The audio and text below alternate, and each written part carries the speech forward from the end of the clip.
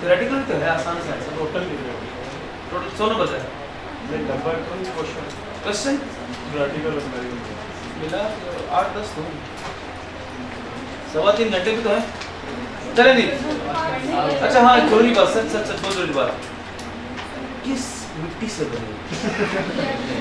मतलब एक टाइम आता है ना कि बंदा बेइज्जती करता तो पहले दिन आंसू निकलते हैं, अगली बार बेइज्जती करता तो आंसू नहीं निकलते लेकिन मुंह लटक जाता है, अगले दिन बेइज्जती करना तो फिर बंदा मुंह भी नहीं बनता, उसके बाद बेइज्जती हो तो फिर हंसी आती है, ये क्या रोज रोज कहोगे, अब वो लेवल आ गया आपको।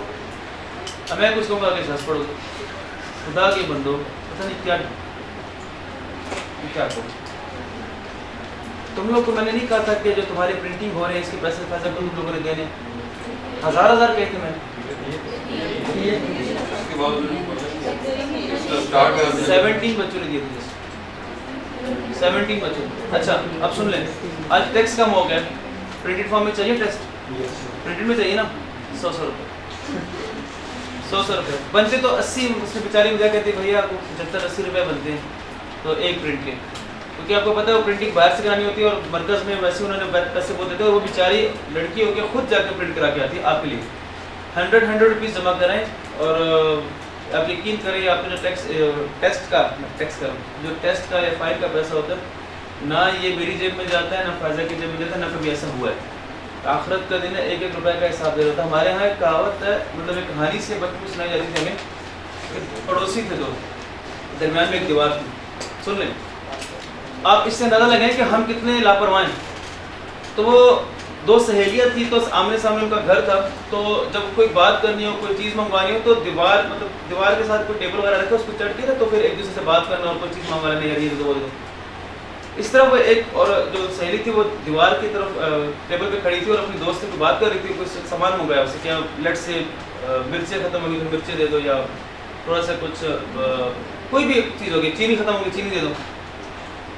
अब वो जब कोई चीज़ उसने मांगी और चीज़ लेने गई तो पीछे से क्या हुआ कि वहीं पे ना ये रखे हुए थे कांटे और इस तरह के नहीं होते, वो इस तरह से बेर में आपने देखा होगा बेर की तरफ में कांटे होते हैं या कीकर की तरफ में कांटे होते हैं।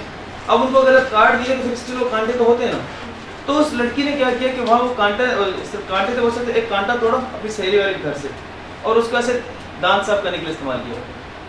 एंड जब उनकी एक टाइम पे देख मौत तो बरहक कर रही, मौत हुई तो उस सहेली के ख्वाब में वो जो जिसकी फौत हुई वो आई थी और उसने देखा था कि वो एक बड़े एक साफ़ सुथरा लिबास में बैठ के कुरान पाक की तिलावत कर रही है, लेकिन उसने देखा कि ऑल द वे एक सांप है जो उसके उस दांत से ऐसे चिपका हुआ है।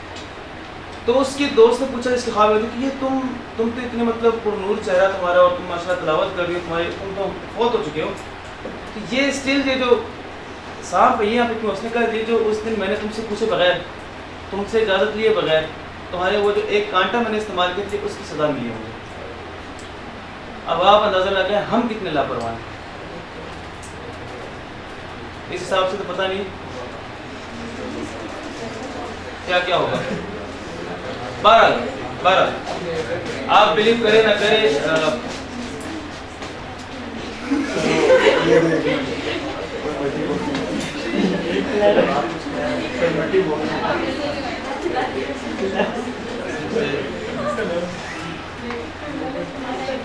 देखिए मेरी बात सुने, कुछ स्टोरीज अगर वैसे भी बनी होती है तो वो इसलिए होती है ताकि आप में थोड़ी सी फिक्र पैदा करें। आई डोंट नो इसमें कितनी सच्चाई है कितनी नहीं है, लेकिन एक बात है कि गौर फिक्र करनी चाहिए इस बारे में। तो हमारा दीन भी हमें कहता है कि किसी की कोई भी चीज़ अगर इस्तेमाल करनी हो तो आपने पहले उससे इजाज़त लेनी इस चीज़ की। हमने तो पता नहीं आजकल कौन सा कल्चर बनाया हुआ है, अल्लाह सबकी हिदायत दे। अगेन मैं बात इस पर कर रहा था कि ये जो आपके फ़ाइन के पैसे होते हैं आपको ये लगता होगा शायद एक टीचर अपनी जेब में डालता होगा या उसके असिस्टेंट अपनी जेब में डालता है, ऐसा कुछ भी नहीं है। और ना ये पहले दफ़ा ऐसा हुआ है। इवन मैंने आपसे फ़ाइन लेना छोड़ दिया। आपने मेरे लास्ट में फ़ाइन कब लिया? मुझे नहीं याद पड़ रहा, मैंने आप लोगों से लेना छोड़ दिया। वो इसलिए कि मुझे ये फील हुआ कि कुछ बच्चों के साथ ये लगता है कि ये जो टीचर है इसकी जेब में पैसे जा रहे हैं। क्योंकि जितने बैचेस मैंने आज तक कैफ के पढ़ाए हैं उसमें आप पूछ लें कि हर सेशन में कम से कम 1 दफ़ा 2 दफ़ा होता था कि मैं बच्चों को उन्हीं के जो फ़ाइन के पैसे होते थे उनको नहीं पता था, टेस्ट रख के उन्हीं के लिए रिफ्रेशमेंट रख देता था कि चलो उनके साथ बिरयानी मंगवा दी, कोल्ड ड्रिंक मंगवा दी, साथ में कुछ और मंगवा दिया, लेकिन उन्हीं बच्चों के लिए जिनका वो फ़ाइन था उन्हीं पे लगाया। और वो एक एक्टिविटी भी हो जाती थी और बच्चा थोड़ा फ्रेश भी हो जाता था कि अच्छा कोई थोड़ी सी सही लेकिन कोई एक्टिविटी तो हुई। लेकिन आप लोग चूँकि अगेन बड़े महान हैं और मैं आपको कभी नहीं भूलूंगा और ना मैं आप मुझे भूलेंगे कभी, तो वो काम हमने छोड़ दिया। ये जो आपके 100 रुपये हैं इसमें से जो 20-25 रुपये बचेंगे ना वो भी आप ही ले लेंगे वापस, ठीक है। तो अब ये मत कहना कि बनते तो 75 थे लिए 100 क्यों, वापस मिल जाएंगे। क्लास टेस्ट भी होने हैं, इंसान के उत्तर बनो। क्लास खत्म होगी, कितने बच्चे बैठे हैं, जितने बैठे हैं पर हेड 100 जमा कराना और प्लीज़ मुझे दोबारा ना कहना पड़ेगा, नहीं है उधार पकड़ लो किसी से। ऑनलाइन अभी कुछ याद है कि सर इजी पैसा कर दूँ, और खुदा के बंदे 100 रुपये जेब में नहीं पड़ा, अगर वो भी किसी के पास नहीं मेरे पास आ जाना फिर। अब पता चले पूरा जुलूस आए मेरे पास कि सर आपने कहा था आ जाना मेरे पास। कम करो, पढ़ो, मॉक है इसलिए रिलैक्स रखा हुआ है, ठीक है। पढ़ें, कौन सा पॉइंट था, सेकंड तो हो नहीं गया। अच्छा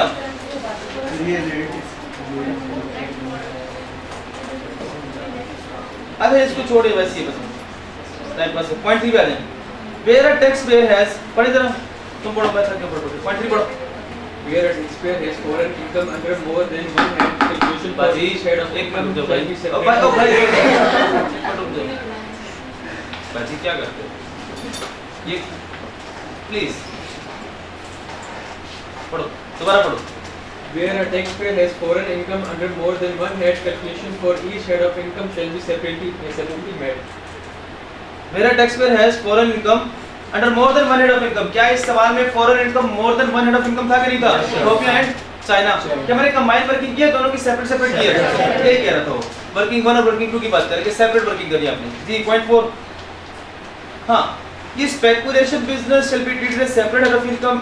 अच्छा, ये आपको चैप्टर में पता चलेगा स्पेकुलेशन और नॉन स्पेकुलेशन होता क्या है। बेसिकली इनकम फ्रॉम बिजनेस की फर्दर 2 कैटेगरीज है, स्पेकुलेशन एंड नॉन स्पेकुलेशन। ये चैप्टर 8 का कांसेप्ट है। लेकिन होगा क्या, हमारे 5 हेड्स कौन कौन से? Income from salary, income from property, income from capital gain, income from other sources. अब इनकम फ्रॉम बिजनेस में स्पेकुलेशन भी है and again income from business में नॉन स्पेकुलेशन भी है। तो कहता है अगर इस तरह का कोई मामला हुआ, हमें नहीं पता स्पेकुलेशन नॉन स्पेकुलेशन क्या होता है, हमें भी नहीं पता, लेकिन अगर है तो दोनों को सेपरेट सेपरेट लिखना है आपने। इनकम फॉर बिजनेस स्पेकुलेशन और नॉन स्पेकुलेशन अगर गिवन है तो दोनों को अलग अलग करके लिखना है, एक ही इनकम फॉर बिजनेस मान के क्लासिफाई नहीं करना। क्या है speculation? Again question of fact, ये हमें पता चलेगा चैप्टर, इसके बाद हमारा चैप्टर 8 भी स्टार्ट हो रहा है। चलिए आगे पढ़ें। Following is the order of tax credit. What is the order of tax credit? First priority, then पढ़ लीजिए, लिखा foreign tax credit, then tax credit allowed 61 और 63, उसके बाद tax credit for advance tax paid 147। हाँ, हमने अक्सर सवाल में देखा था कि एडवांस टैक्स पे किया हुआ और अब एंड पे आके उसको माइनस करते थे। ये ऐसा एक सवाल हमने किया था, एडवांस टैक्स पेड की अमाउंट कैलकुलेट हो गया, आएगी पेपर में भी हमेशा कैलकुलेट होकर आएगी। आपने क्या करना है, उस अमाउंट को माइनस करना है लायबिलिटी में से। लेकिन अगर एडवांस टैक्स भी है, फॉरेन टैक्स क्रेडिट भी है, 61 भी है, 63 भी है, तो सीक्वेंस क्या है? फॉरेन 61, 63, फिर सबसे एंड में एडवांस टैक्स। इसे क्या ही हो, अगर आपको फुल फ्लेश फॉर्मेट दे दिया जाए इनकम टैक्स का, तो पूरा फॉर्मेट होगा, उसमें सारी बातें लिखी होंगी, जिंदगी आसान नहीं हो जाएगी? हो जाएगी ना? पहले व्हाट्सएप ग्रुप में आ जाएगा। तो फॉर्मेट आपने याद करना है, और जहाँ रूम में कहीं भी आपने उसको वाली जगह पे लिख के लगा देना है, उठते बैठते उस फॉर्मेट को याद करना है। जो 20-25 नंबर का न्यूमेरिकल होगा उस पर फॉर्मेट अप्लाई होगा, यानी कौन कौन सी इनकम ऐड होगी, कौन कौन से अलाउंस माइनस होंगे, फिर टैक्सेबल इनकम बन गई, लायबिलिटी कैसे कैलकुलेट होगी, फिर लायबिलिटी में से कौन कौन से टैक्स क्रेडिट्स माइनस होंगे, किस सीक्वेंस से माइनस होंगे, और टैक्स पेबल टू गवर्नमेंट कैसे कैलकुलेट होगा। लेकिन अभी आपको आइडिया तो है ना सवाल कैसे करना है। चलिए ठीक है जी, आगे बढ़िएगा। द फॉरेन, पढ़ लो ना यार। The foreign tax credit shall not be refunded, carried back to the preceding tax year, carried forward to the following tax year. क्या मतलब? मतलब ये ना रिफंड होगा, पिछले साल में कैरी बैक होगा ना। याद देखो, लेट्स सपोज टैक्स लायबिलिटी बनी एक बंदे की 100 रुपये। अब इसमें से पहले क्या माइनस करना है? फॉरेन, यहाँ देखो क्या माइनस करूँगा? फॉरेन टैक्स, और फॉरेन टैक्स की अमाउंट कैलकुलेट की तो आ गया 110। अब यहाँ पे -10 लिखूं या क्या करूं? यहाँ पे मैं 0 कर दूं। कितना एडजस्ट नहीं हो सका? इस 10 को क्या मैं कैरी फॉरवर्ड कर सकता हूँ? क्या मैं इस 10 का रिफंड ले सकता हूँ? क्या मैं इस 10 को कैरी बैक कर सकता हूँ पिछले साल में? नहीं कर सकते। 10 क्या हो जाएगा? खत्म। क्लियर? आगे बढ़े।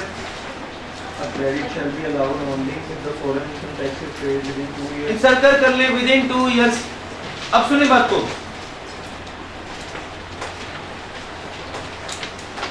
यहाँ देखो, एक बंदा था, उसने एक साल में फॉरेन सोर्स इनकम कमाई और वो साल एंड हुआ लेट्स सपोज 30 जून 2020।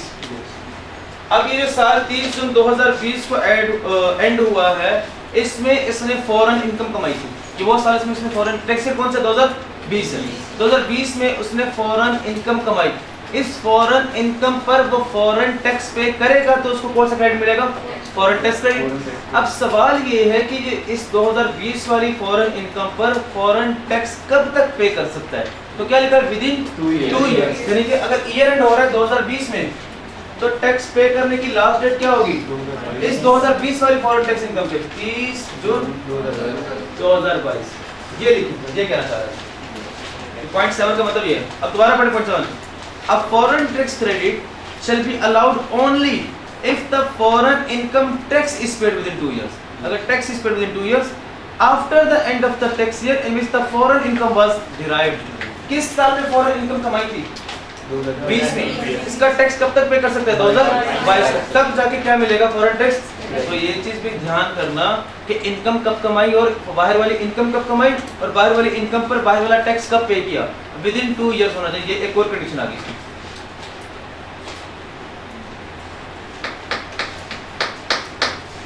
जी अब आपके मन एक सवाल नहीं आया कि सर हम तो वर्किंग कर रहे हैं 2020 की और ये तो वेट करना पड़ा 2022 तक। हम तो पहले ही माइनस कर चुके होंगे टैक्स क्रेडिट। पता तो हमें चलेगा 2 साल बाद पे किया कि नहीं किया। ऐड बैक पढ़े, बॉक्स पढ़े। Practically speaking foreign tax credit will be allowed in the year in which foreign source income was earned. Practically क्या होता है? जिस साल इनकम कमाई उस साल टैक्स क्रेडिट मिलेगा। यानी 2020 में टैक्स क्रेडिट मिल गया होगा। And if it is not paid, it का मतलब क्या है? Foreign tax. And if foreign tax is not paid within the above mentioned time, the credit will be added back in the liability. कौन से liability में add हो जाएगी? तो मैं बताऊं 2020 में इनकम कमाई, टैक्स क्रेडिट कौन सा में मिलेगा? टैक्स क्रेडिट कौन से ईयर में मिलेगा? 2020 में फॉरेन सोर्स इनकम कमाई 2020 में क्या मिल जाएगा? Foreign tax credit. कब तक वेट करेंगे? 22 तक। 22 तक पे नहीं किया तो फिर 23 में क्या कर देंगे? ऐड बैक कर देंगे। जी पे नहीं किया तो अमाउंट करना किस तरह? वो कैलकुलेट करके बता देगा कि कितना बाहर वाले इनकम पे बाहर वाले के मुताबिक टैक्स बनता था। पे नहीं किया तो 2 साल के अंदर पे करना है। जी एनी क्वेश्चन? यार इतना टाइम लगा दिया इसमें। पेपर में डाल दें इसको बॉक्स में स्प्रेड कर दें। मॉक 5-6 रुपए बुक किए ये वर्किंग। ये वाली एग्जांपल एग्जैक्टली एग्जांपल ऐड कर देते हैं। तो फिर चाइना वाली 6 नंबर का सवाल ऐड कर देता हूँ। सही बात है ना? 10 नंबर का कर दिया। ठीक है कर दिया। चले जाए बस मजीद आगे पढ़ा रहा हूँ। टेस्ट साइड में यही बातें थी जो हमें पता होनी चाहिए। नेक्स्ट क्लास से सुन लें इनकम फ्रॉम बिजनेस। इसमें तो बातें रहेगी वो साथ साथ करते रहेंगे। छोटी छोटी बातें थ्योरेटिकल। चैप्टर कंप्लीट हो चुका है आपका। इनकम फ्रॉम बिजनेस के नोट शेयर किए जाएंगे, प्रिंट करवा लेना। इनकम फ्रॉम बिजनेस 15 से 20 नंबर कंफर्म आने हैं। कंफर्म आने ही आने हैं। वो सिक्योर करने अपने आप को। वहाँ जाके मशहूर ज़माना लिस्ट हमारा इंतजार कर रही है। सेक्शन 21 बुरे खर्चों की लिस्ट जो आपके 14 तक रोशन करेगी। और अच्छा बताओ बस करो माइनस करो।